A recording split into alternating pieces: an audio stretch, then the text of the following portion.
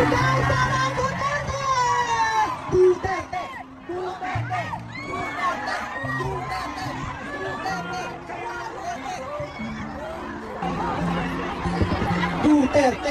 Duterte! Duterte! Duterte! Ano ang sigaw ng mga Pilipino? Duterte! Duterte! Duterte! Duterte! Sabog! Sabog! Sabog! Sabog! Sabog! Sabog! Sabog!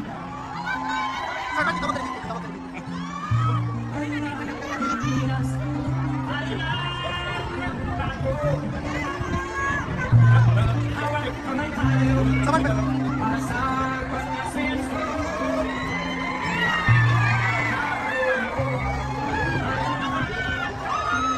Ano ang sigaw ng mga Pilipino? Duterte! Duterte! Duterte! Duterte!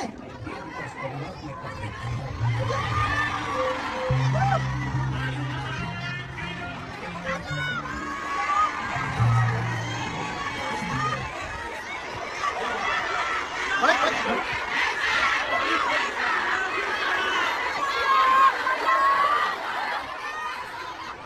Magandang hapon sa inyong lahat. Unahin po muna natin ang ating pagpapasalamat sa Diyos dahil sa magandang araw na ito at sa safe na pagbiyahe ninyong lahat papunta dito sa The Hague, Netherlands. At syempre, dahil bumiyahe kayo papunta dito, ay mag-ingat kayo sa biyahe ninyo pauwi lahat sa inyong mga tirahan mamayang hapon. Susunod po ang pagpapasalamat ko sa Dutch Police sa kanilang pagtulong sa atin na mabuo yung programa ngayong hapon na ito at sa pagpahintulot na tayo ay magkaroon ng rally para kay Pangulong Rodrigo Duterte. Maraming salamat po sa Dutch Police and of course sa local government ng The Hague at sa Foreign Ministry ng the Netherlands. Maraming salamat sa kanila. Ang susunod na pagpapasalamat po ay mula sa akin para sa ating mga organizers ngayong hapon na ito sa Executive Committee na nag-meeting araw-araw, iba't ibang time zone para pag-usapan kung paano natin maisagawa ang ating pagsuporta, pagpapakita ng suporta kay Pangulong Rodrigo Duterte na patiwasay at maayos ang ating pagsama-sama ngayong hapon na ito. Duterte! Duterte! Duterte! Duterte! Duterte! Kanina nung naglalakad ako papunta dito sa park, meron akong mga nakasalubong na mga galing Germany at tinanong ko sila kung gaano katagal ang biyahe mo ma'am papunta dito. Sabi niya 9 hours daw. At 9 hours din daw siyang kabiyahe pauwi. So ganyan ang pinapakita ninyo na pagsuporta kay Pangulong Duterte at pagmamahal sa ating bayan. Maraming salamat sa inyong lahat. Alam ko, lahat kayo may hanap buhay, may kailangan asikasuhin, may mga personal na pinagdadaanan, merong kailangan na paglalaban na gawin sa mga damit ninyo. Paglilinis ng bahay, pagbayad ng utang, pagtawag sa inyong mga mahal sa buhay doon sa Pilipinas, ay nandito kayo ngayong hapon na ito at ibinigay ninyo ang oras ninyo at panahon ninyo para mapag-usapan natin ang estado ng ating mahal na bayang Pilipinas. Maraming salamat po sa inyo.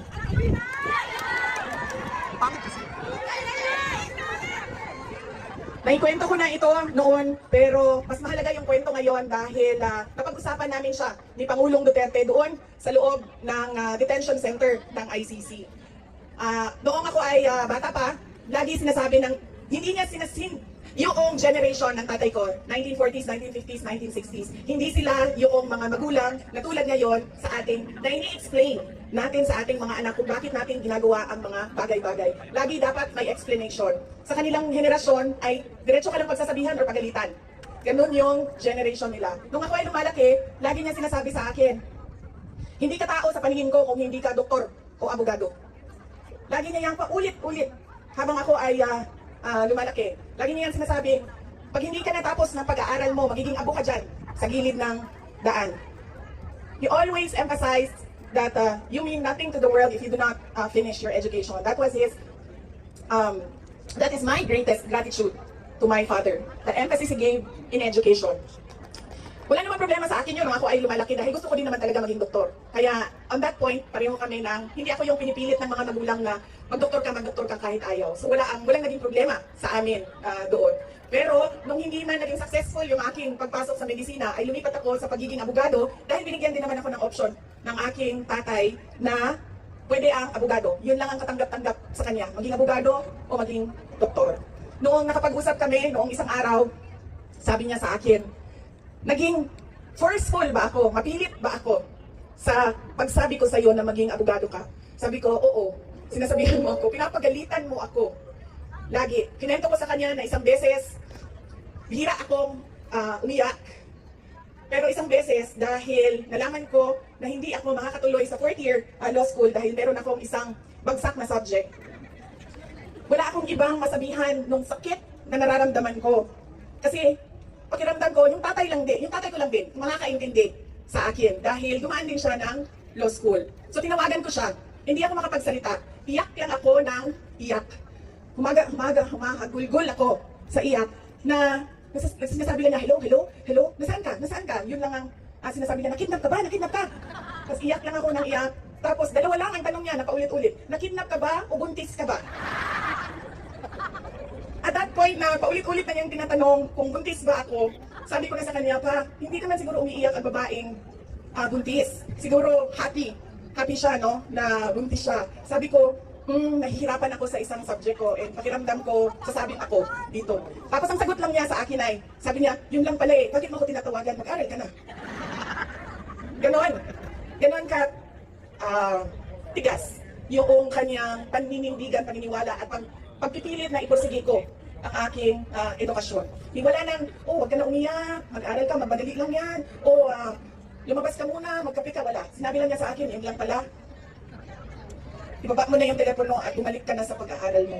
Kaya noong ako ay naging abogado, yun din yun ang sinasabi ng kaibigan ng tatay ko sa akin na nakita niya ang tatay ko sobrang saya. Yung araw na yun na nalaman niya na naging abogado ako, yun yung sobrang saya niya. At sinabi sa akin ng kaibigan ng tatay ko, sabi niya, hindi mo maiintindihan kaming mga tatay, na kaming mga abogado, pag nagkaroon kami ng anak na abogado. Ganun, iba yung saya namin kapag nakikita namin na meron na kaming anak na abogado. Sabi niya sa akin doon, sabi niya, pinilit ba kita? Sabi ko, hindi lang pilit. Sinigawan mo ako at pinaiyak mo ako ng madaming beses dahil sa edukasyon at sa pag-aaral. At sabi niya, pag-ikutin na lang dahil meron akong abogado ngayon na anak na inutos-utusan ko dyan. Kausapin niyang mga huwes dyan. At ngumitik siya. He smiled. And it seemed to me that it was a comfort to him that he had a daughter who is a lawyer. In fact, sabi niya,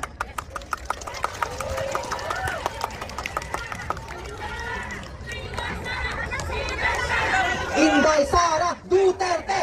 Inday Sara Duterte! Inday Sara Duterte!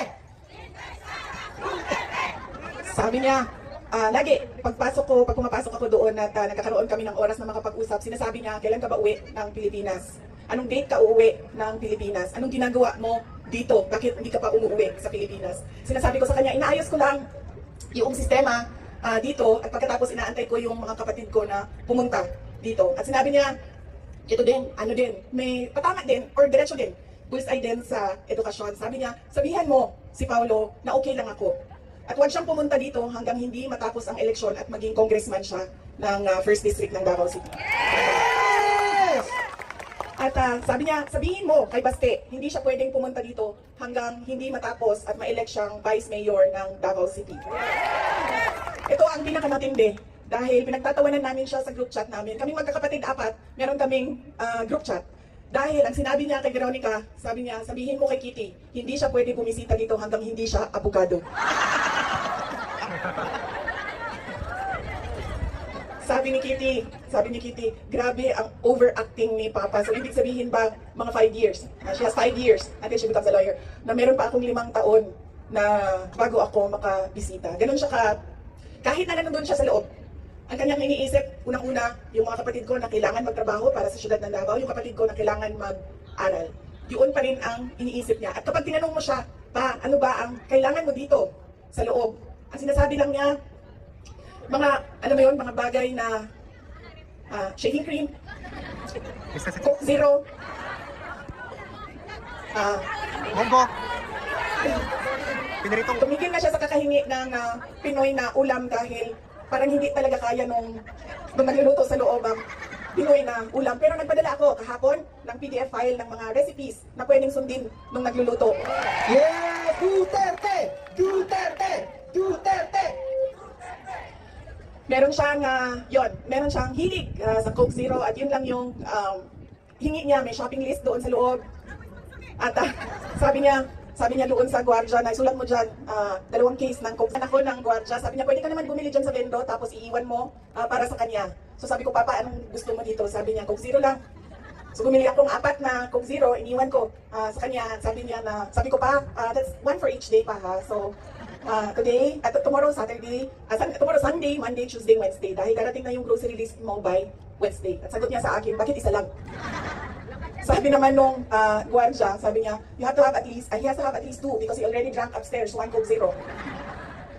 And then sabi ko, sige pa, sabi ko, babalik naman ako sa Lunes. Sabi ko, 2 bukas Sunday and 2 sa Monday. Tapos i-replenish ko na lang yung Coke Zero mo. Sabi ko sa kanya, alam mo pa, sinasabi sa'yo ng doktor, maglakad ka daw. Huwag kang nakaupo lang sa kwarto mo. Tapos sabi ko, pwede ka naman, allowed kayo na lumabas dyan. Sabihan niyo lang ang gwardiya. Sabi niya, ayoko maglakad sa labas kasi baka didiretso ako sa gate at umalis sa lugar na ito. Nagkakaroon na rin siya ng mga kaibigan, yung mga tao doon sa loob ay nagiging kaibigan na niya. At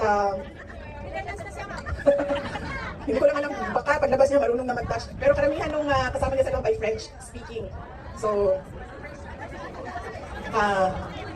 baka paglabas niya, no, hindi na kayo kamao mag-binisaya, pinalata mo. Will you boucher avec quoi? Kinala na. Whatever that means. So, on that point, he is okay. Okay naman siya. Pero as a lawyer, kasi alam niya yung batas eh. Alam niya kung anong nangyayari. Kaya medyo persuasive siya. And lagi niyang inuulit-ulit kung ano yung kailangan gawin para sa kanyang kaso. At lagi siyang nagtatanong ng timelines dahil alam naman natin sa korte ay medyo may kabagalan. Diba? Magsasagutan, ang prosecution, ang defense, maraming mga papel na kailangan ipasok at antayin ang oras. Kaya siya din ay insistent sa mga timelines niya. Pero ang sinasabi niya lagi, alam niya na mali ang ginawa. And at to the very minute na tinulak siya paakyat ng eroplano, ilang beses niya sinabi na I want to be tried in a Filipino court before a Filipino judge and a Filipino prosecutor. Because he knew that number one, wala talagang basihan yung kaso. 43 counts of murder. Ang sinasabi nila na thousands. Totoo yan, ma'am. Kaya minsan naisip ko, naging kaso lang ba ito dahil sinusulat sa media na thousands ang namatay? I do not even understand paano naging crimes against humanity ang 43 counts of murder na ngayon ay lumalabas, hindi naman ata totoo lahat yung mga witnesses at yung mga complainants. But that is a thing for the courts and the lawyers to discuss inside. Ano bang pwede nating gawin? Ang pwede nating gawin ay i-demand na ipa-uwi or i-uwi nila si Pangulong Duterte. Bring him home! Bring him home! Bring him home! Bring him home! Bring him home! Bring him home! Dahil yun din ang gusto niya.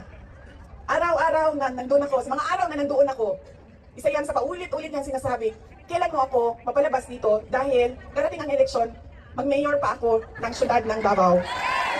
Bring him home! Bring him home! Bring him home! At yun ang gusto niya. Gusto niyang umuwi.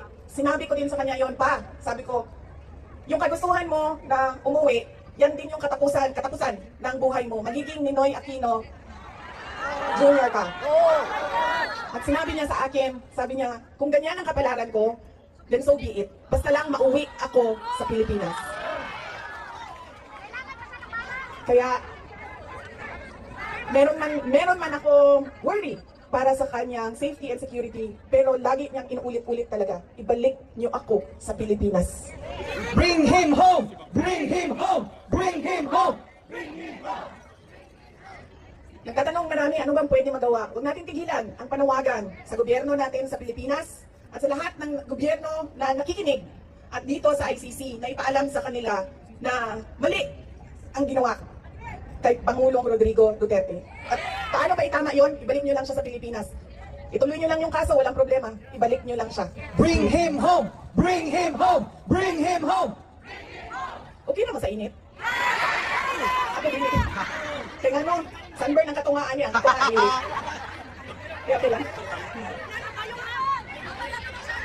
Fresh maghapon, ma'am. Hindi ako lang, okay lang. Lumangan lang tamo. Ready ang sunblock ni Redoble. Fresh Okay maghapon. lang, sir. Kaya di nila makita na ako ang mata kung magkalok ka. Oh. Okay? Kung sa babay, ano ba ang pwede natin gawin?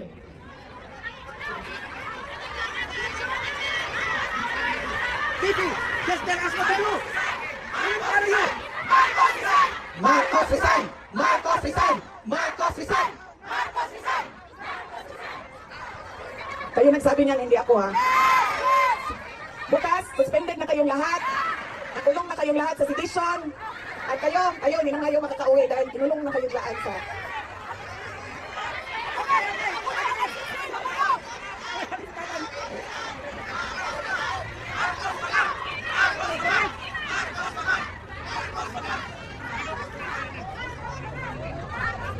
And that relates to transparency and accountability. Alam niyo kasi, ang pagiging Pangulo, dapat nasa tamang pag-iisip ka. Kapag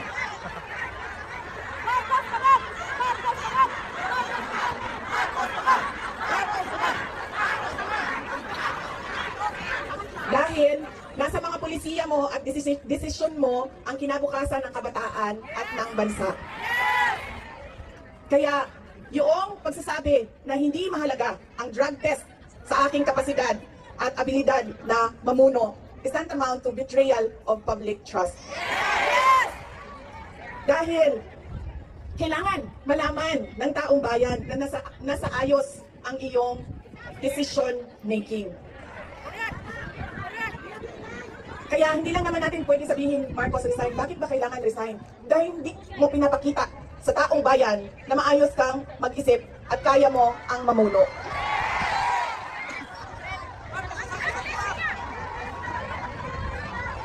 Madaming mga tanong na nasa loob na ng korte.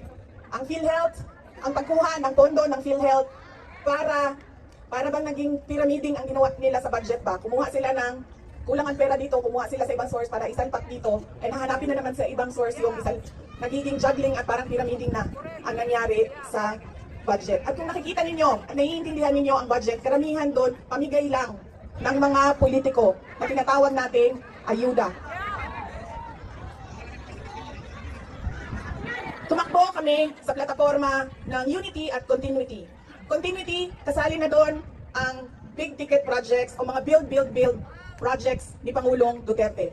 Pero wala kayong nakikita ngayon na development projects. Dahil lahat yon ay nakatago sa mga proyekto na pamigay o nandoon lang sa bulsa ng kontraktor at ng politiko na gumawa kuno ng project. Makikita ninyo na hindi handa ang Kongreso sa paggawa ng budget dahil may mga blanco doon sa enrolled bill na pinasa nila. Ibig sabihin, walang nag-iisip at hindi pinag-isipan paano ba natin gamitin ang pera ng gobyerno na makita natin na merong kapayapaan at kalambuan, kauswagan sa ating bayan. Noong ako ay tinanong noon bakit ako nag-resign sa Department of Education. Sabi ko, unang-una personal yon, meron kaming personal na hindi ko gusto na ginawa niya sa akin. Pangalawa, dahil sa loob ng Department of Education. Sinabi ko na itong noon, personal ko to na experience. Yung budget ng school building program ng Department of Education, pinaghati-hatian lang sa loob ng House of Representatives.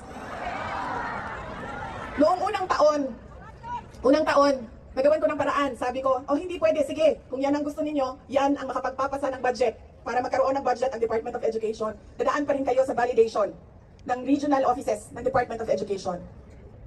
Pag sunod na taon, naisipan na nila kung ano ang gagawin nila at hindi nila ma-deny ito dahil nakikita ninyo sa papel. Kaya wala din kumukontra sa akin dahil nakikita sa papel. Ang ginawa nila, gumawa sila ng sarili nilang listahan. Doon nakikita mo, pinaghati-hatian nila ang school building program at inattach nila sa General Appropriations Bill na sinabmit nila sa Senado. Sinabi namin sa mga senators, nakita nyo ba kung anong ginawa? Sabi nila, oo, nakita namin kung anong ginawa ng House of Representatives. Sabi ko, please, hindi natin masasolve ang problema ng school building program kung ganito lagi ang nangyayari sa budget ng new construction. Meron pang ibang problema sa loob ng budget. Sinubukan ng mga senators na tanungin, pasagutin, sumasagot, yes, pero pagdating sa BICAM, anong nangyari? Wala namang wala namang totoong BICAM kung saan pinag-uusapan ang paggamit ng pera. Ang desisyon lang na nandun ay kay Zaldico, nung panahon ko, kay Zaldico at kay Martin Romualdez. At diretsong pinapapirma sa malamang tao na hindi nagbasa o hindi binasa ang buong budget. Kaya ngayon, walang nakakita o hindi nila nakita dahil hindi naman binasa na may blanco doon at pwedeng lagyan ng kahit anong amount yung mga blanco sa budget. Madaming katanungan, madami ang problema ng bayan. Kaya lagi ko sinasabi, hindi kami ang problema ng bayan. Ang problema ng bayan ay ang governance mismo ng Pilipinas. Yan ang problema ng bayan. At dahil may problema sa gobyerno, ay tuloy-tuloy ang kahirapan doon sa ating bayan. Nakikita nyo yan dahil dumadami ang nakikipagsapalaran sa ibang bansa. Dahil sa kawalan ng oportunidad doon sa ating bayan. We should not be proud that we are exporting our countrymen, our workforce abroad. Dahil, wow, ang daming dollars na pumapasok sa Pilipinas dahil sa padala. Hindi yan siya nakakatuwa. Dahil ang isang bansa, dapat meron siyang oportunidad na binibigay sa kanyang mamamayan. Hindi lang yan. Decent housing, peace and order, quality healthcare. Nakikita nyo yan dito sa mga bansa kung nasaan kayo. At kaya kayo nandito dahil hindi nyo yan nakikita doon. And apparently, tayo lang yung nakakita, yung nakaupo doon, hindi nila nakikita.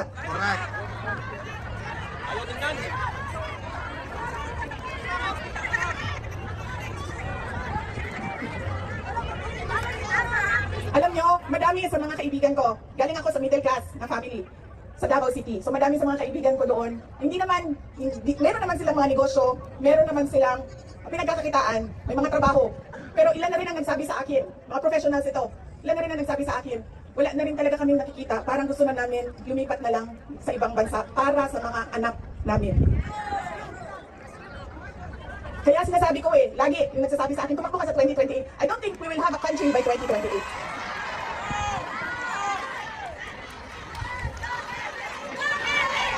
Duterte! Duterte! Duterte!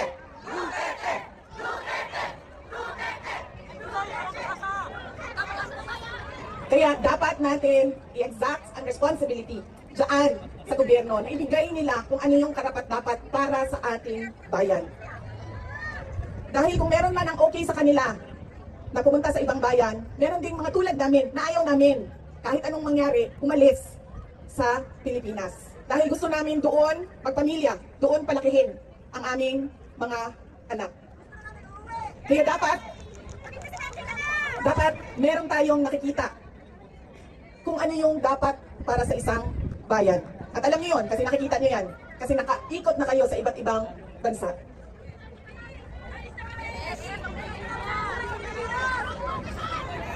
Ano ang gagawin? Patuloy na ipanawagan sa lahat ng nakikinig na i-uwi ninyo si Pangulong Duterte sa Pilipinas. Bring him home! Bring him home! Bring him home! Bring him home! Bring him home! Bring him home! At pangalawa, patuloy natin na hingiin sa gobyerno, sa administrasyon na ibigay ninyo ang serbisyo at kaunlaran na karapat-dapat para sa mga Pilipino at para sa Pilipinas.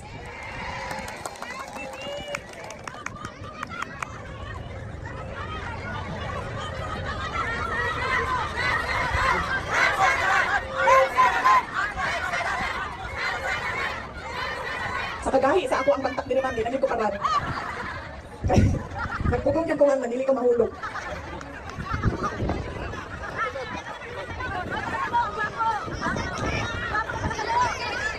Yung akin pong mga pagpapasalamat. Una po, kanina meron na akong mga pagpapasalamat opening sa Diyos, sa ating host government, sa police, sa local police.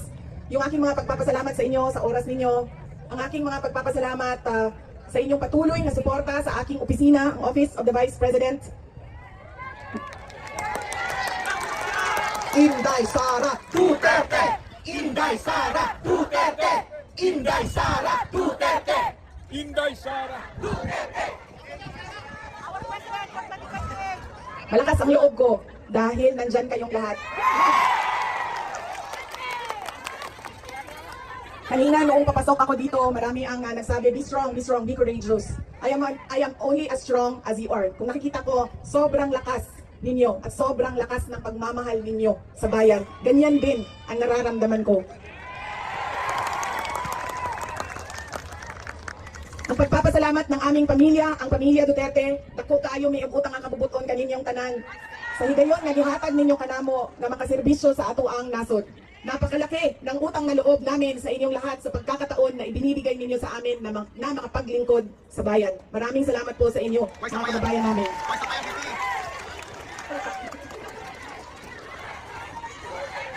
Duterte, Duterte, Duterte, Duterte. Huwag ninyong kalimutan, ayaw ninyong kalimti ang kausa. Huwag ninyong kalimutan ang laban. What is our cause? Our cause is for our country. Ang laban na ito ay para sa bayan. Mga kababayan, ang lahat ng ginagawa natin ay para sa Diyos, sa bayan, at sa bawat pamilyang Pilipino. Syukran. Duterte, Duterte,